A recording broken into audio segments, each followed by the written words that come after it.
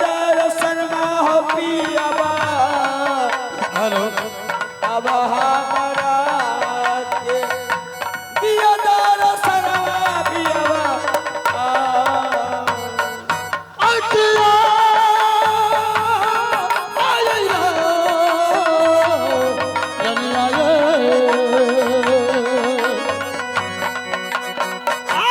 घर के चलो से रनिया पलके में झुकलो पलके रे झुकलो रनिया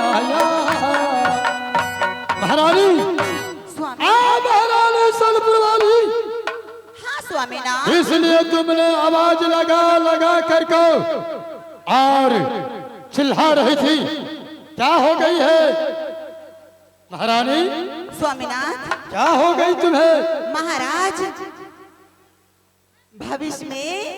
आपका जान का बहुत खतरा है। क्या खतरा है हाँ स्वामीनाथ अब क्या खतरा है अभी नहीं, जिस तरह से कंस को मारने के लिए कृष्ण जन्म लेने वाले थे उसी तरह से आपको मारने के लिए बारी अलबेली के गर्भ में 6 महीना का संतान पल रहा क्या है। हाँ महारानी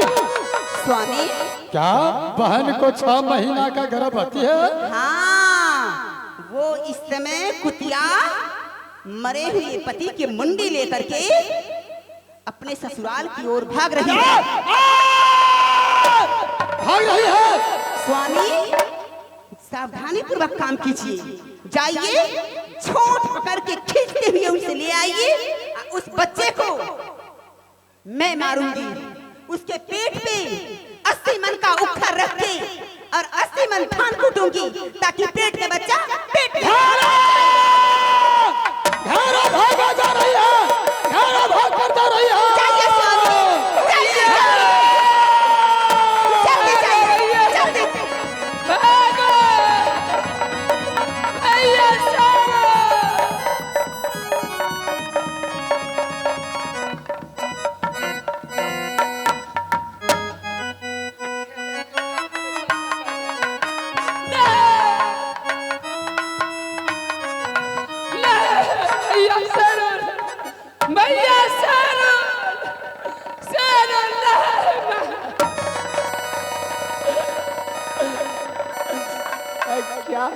मैया बचपन से ये पूजा है मैया तोहरा के है कैलिया तोहरा ये कैलिया ये मैया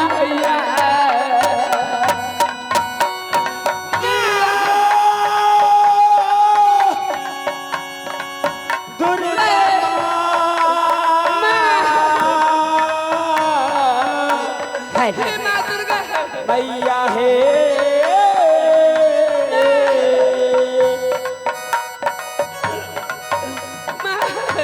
माया ना दरगवा है दुर्गा माँ तोहरा के कथिया सेवन कलिया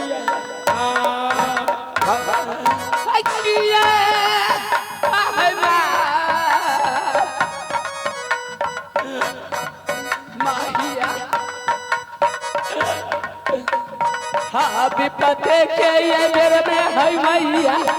हुआ ना ये सहाया हुआ ना सहाया ये मैया उठो बेटी, माँ नहीं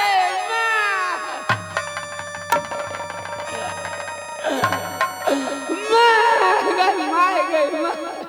क्या हो बेटी? आहे माहिया आहे सीरा के संदूरा बहरनमा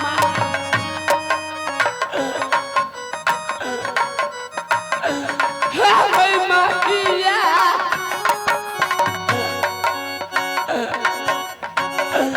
आहे सीरा के संदूरा बहरनमा कैला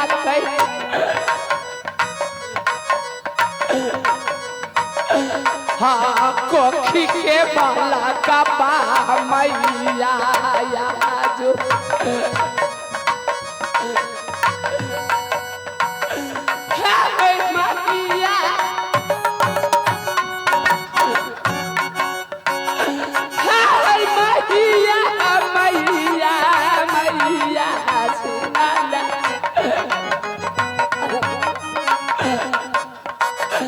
हाँ कोखी के बाला का बा हमारो बचा दो माँ। हाँ बेटी हाँ तू सामान पीछा हमारा कैला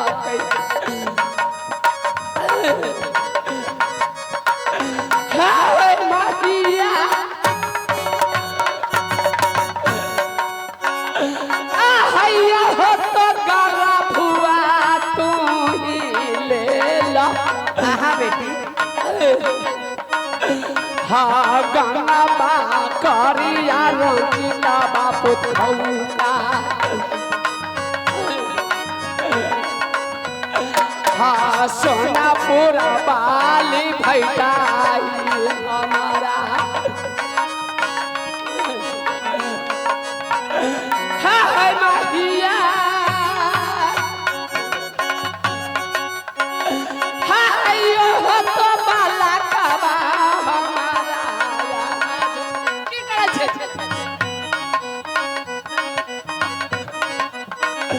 हाँ जुगे जुगे नानू आले बातवारा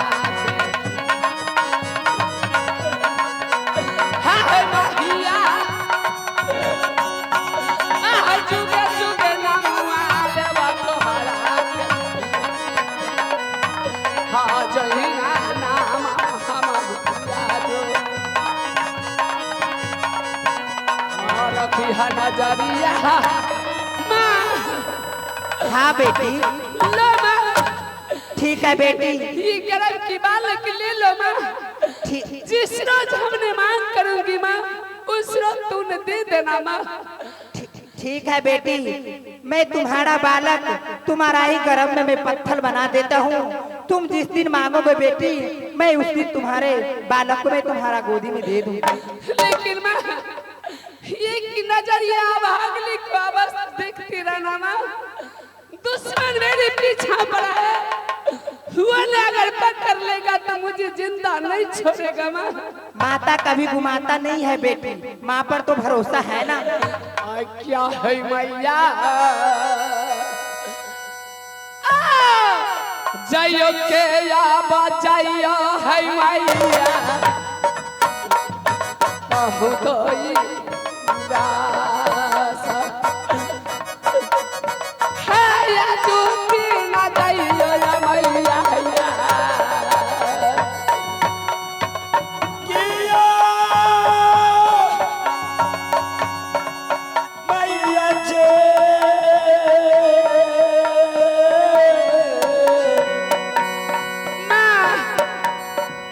मैया है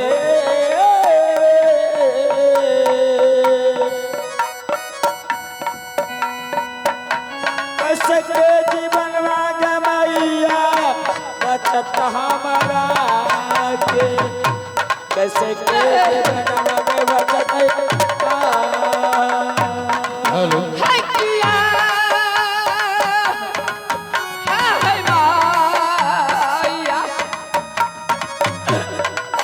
रखी है यही नजरिया है मैया यह तो यही भागल पे है यह तो यह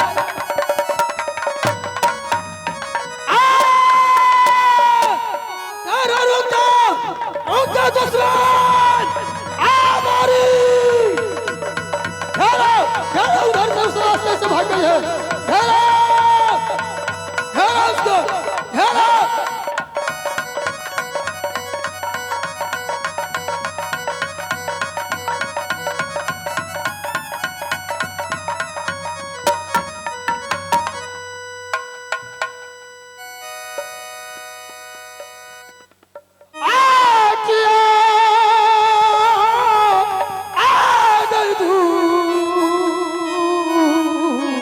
दुश्मन गए रही जैसे रह गई तू सावन घाटा पूरा सहरिया से गे घाटा पूरा सहर से तू समझ गया हाय किया हारे को दुश्मन रे हानि को नहीं है तो रे गंगा तो रोया भैया हारू रे हानि को नहीं है तो कुछ कर तू दुश्मन के कोई नया बगई तो गई तू सब घाटा पूरा सहरिया में गे घाटा पूरा सहर में तू सब गया हाय किया रामाचे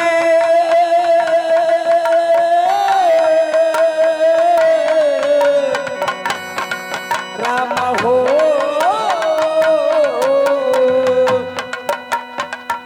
ए जनना जीवन भैया सारू भैया सारू हमारा के भैया सारू और है सहाय मैया हाय किया हारे खाया हा जल्दी से आवे रे भैया हमरो ना आजादी बाबा हमरो ना आजादी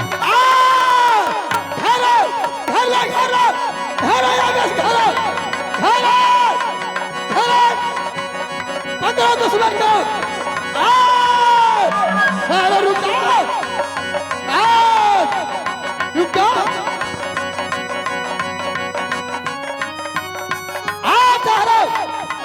पकड़ो दुश्मन को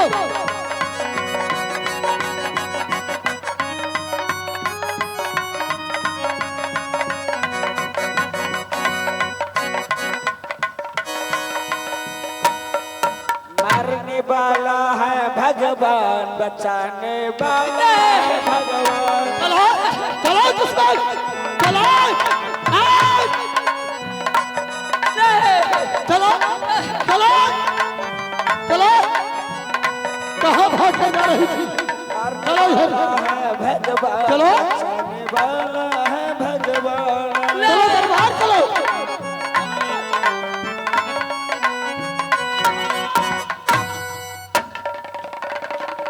मर जाओ दुश्मन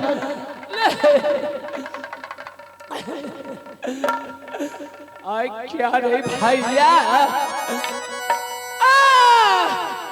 कहिया के ये दुश्मन रे गंगा बा तोर हम रे गंगा है तेरा हम बदल जा गंगा रे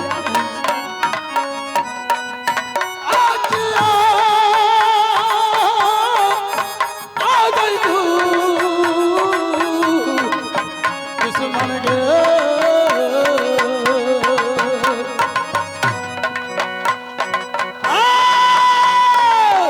कोई नहीं बोतई तो गई तू सब घाटा पूरा सा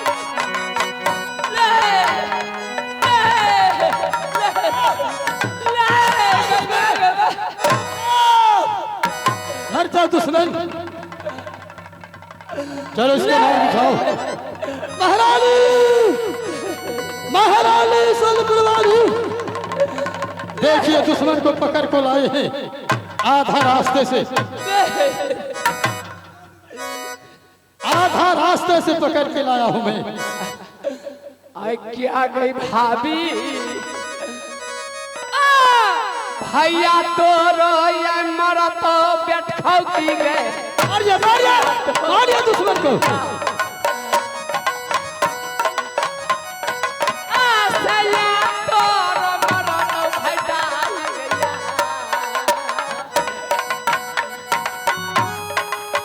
आखिया आ गई रंडी गे उड़ धरी गे भैया के रायना का काटल ही गे भैया के राय पगड़ी गिरल ही गे खत्म पूरा सहरिया में संगाल के गई भगल खत्म पूरा दे गैया हकिया हा गई मोटकी हाला जो नहीं है शरम छिनरिया गे तो हाला के गैला गो हाला जो नहीं शरम आया मोटकी गैया अब बात करो छिनरिया किसको तुम छिनरिया बोल रही हो बरकारनी कुलबारनी रांधी उर्ही बेस्या छिनरिया भाई का नाक कटा के स्याट जगह बैठ के डोली में बैठ के खाता से ज्यादा पिसर गई शर्म नहीं लग रहा है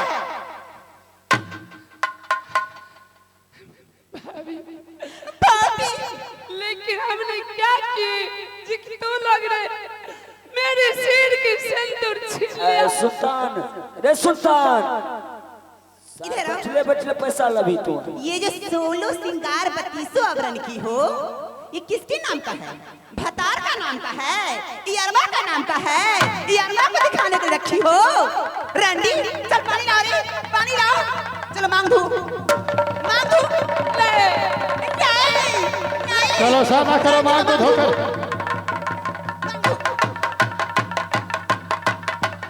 मांग धो जसनाली क्या मांग धोला